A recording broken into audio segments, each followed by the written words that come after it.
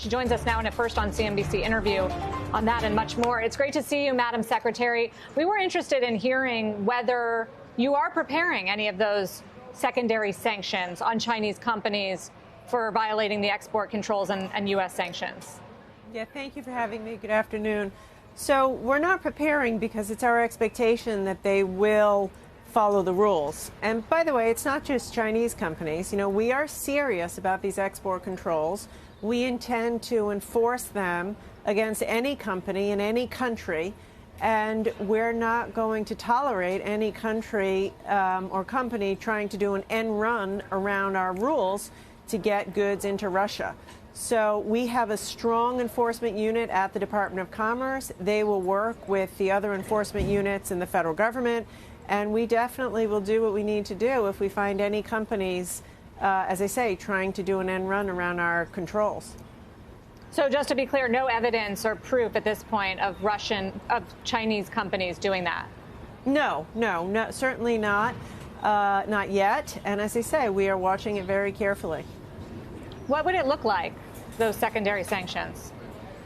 So the way this works is what we have said, along with our allies, is that anything made anywhere in the world using U.S. technology cannot be sold to Russia. So, for example, almost all semiconductors made in China are made using U.S. or European equipment.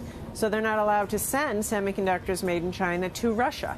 And if that happens, we could essentially shut them down because they wouldn't be able to use our equipment to make the chips. And the really important point here, and the reason this is so significant, is that we're completely aligned with Europe.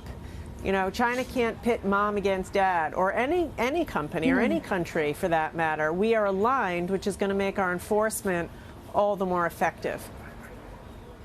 Yeah, that's certainly, Secretary Raimondo, would be effective to be unified in that regard on a geopolitical level. But, you know, when you're talking about, keeping in reserve this measure against semiconductor production, or when we're talking about, imposing more restrictions on Russian oil, it would seem to be exacerbating some of the economic friction points that, of course, we've been dealing with even before the Ukraine crisis. Does that come into play in terms of the decision making here, in terms of the risk versus reward of trying to clamp down on this evasion of sanctions if it happened? Yeah. So, no, I don't think so. Look, as President Biden's been very clear, our job is to maximize the pain on Putin and his allies and bring as much economic pain to him and his military operation as possible so we can end this war as quickly as possible. And having said that, there will be some repercussions, and this will be difficult for a lot of people.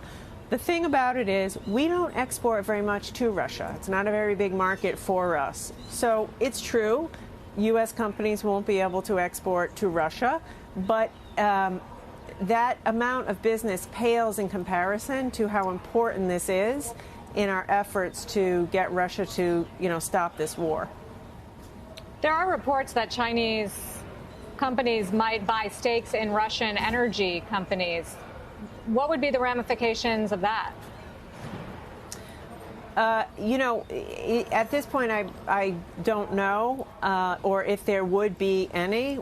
We know what we are doing is doing everything we can to make sure that we deny Russia every bit of technology and equipment and goods that they need for their airline industry, for their military operation. And we did want to touch on the executive order today about cryptocurrencies, digital currencies. How would you rank the multiple objectives of this? I mean, it seems as if it's kind of a plan to come up with a comprehensive plan across the government around all aspects of this world. But when you're talking about maintaining, competitiveness on the technology front relative to investor and consumer safety, how are you going to be reconciling all those issues? Well, I think it's exactly as you said. It's intended to have a comprehensive plan, to have a balance in all of the different factors. You specifically, though, are looking, I think, at the competitiveness issue, which is interesting because China has effectively banned cryptocurrencies. So what will you be looking at there? So in this, I would defer you to the Secretary of Treasury, who is in charge of all things currency related. What I can tell you as it relates to competitiveness and things that I'm working on, I was with the President earlier today. We had a convening of business leaders and bipartisan governors to talk about increasing domestic production of semiconductors. And in my judgment, that's one of the most important things that we can do to increase our U.S. competitiveness and secure our national security.